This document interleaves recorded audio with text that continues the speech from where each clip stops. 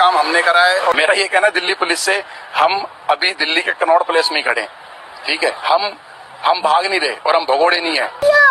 मेरा मुंह का निकाल गई, मेरी जबान टूट गई यार। क्या कर रहे? তো বন্ধুরা সবাই কেমন আছো? আশা করি সবাই ভালো আছো। ব্যারিস্টার আসাদুদ্দিন ওয়াইসির বাড়িতে যারা ইসরায়েলের ঝান্ডা লাগিয়ে দিয়েছিল, ব্যারিস্টার আসাদুদ্দিন ওয়াইসি সংসদে শপথ গ্রহণের সময় জয় ফিলিস্তিনের স্লোগান দেওয়াতেই এতটা বিবাদ হচ্ছে।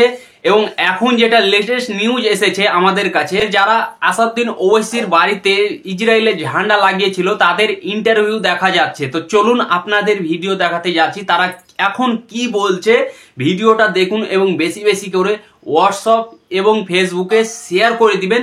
আর এই ভিডিওটা শুরু থেকে শেষ পর্যন্ত দেখে যাবেন এবং যদি আপনাদের ভিডিওটা পছন্দ হয়ে থাকে তো একটা লাইক অবশ্যই করে দিবেন।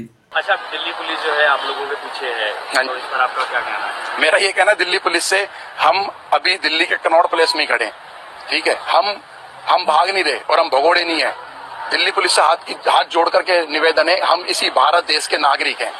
তো যেমন কি আপনাদের ভিডিও দেখালাম, এই ভিডিওটার ব্যাপারে আপনাদের কি মতামত নিচে কমেন্ট বক্সে লিখে অবশ্যই জানাবেন। আই হোপ আপনাদের ভিডিওটা পছন্দ হয়েছে।